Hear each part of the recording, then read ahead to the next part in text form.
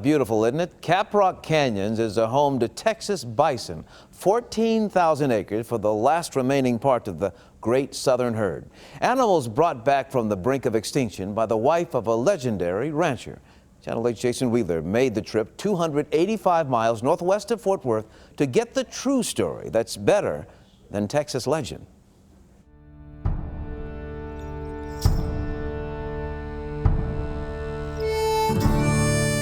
Caprock Canyons State Park is a grand landscape,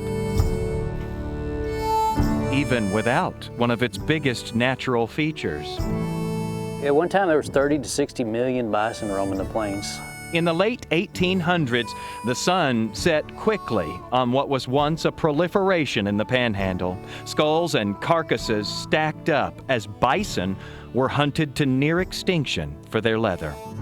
Oh, she was highly distraught. Coming to their defense, the wife of legendary rancher Charles Goodnight. There's a lot of tall tales about Charles Goodnight.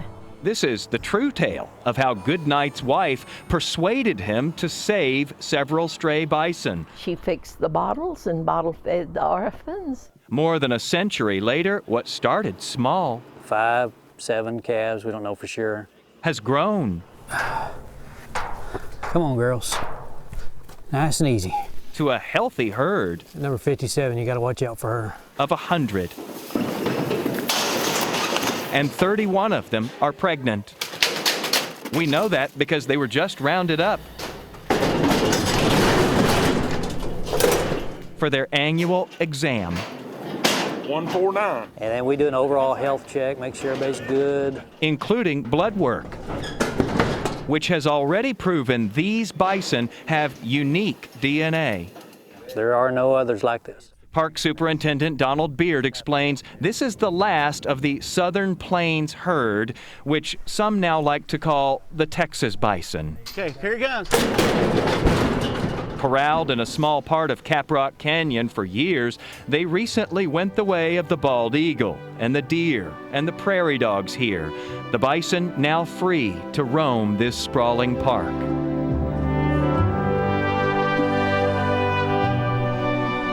This is the only place in Texas that you can come and see these animals in this type of habitat, not behind a fence. I mean, we're not exhibiting animals, we have restored them to their native habitat.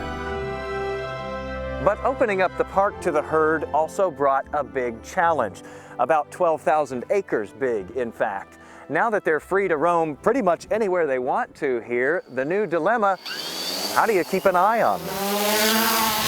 Caprock Canyon is about to become the first state park in Texas. Turn this way and pan. With its own unmanned aerial vehicle. Well, it could go way farther than you can see it. To track down and check on wildlife. To find bison that have gone missing or anything like that, boy, that's the new Wrangler right there. Well, that is so awesome. The device is being bought with donations collected by Penny Adams' 7th grade Texas history class.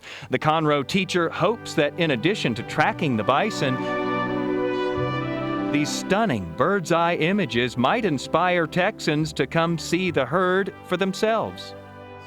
It belongs to you, and it belongs to me, and to all of our kids, and our kids in the future.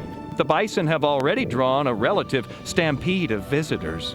Our visitation has doubled in the last 3 years. Out here, though, there's still plenty more space for anyone else interested in seeing a true Lone Star story of survival.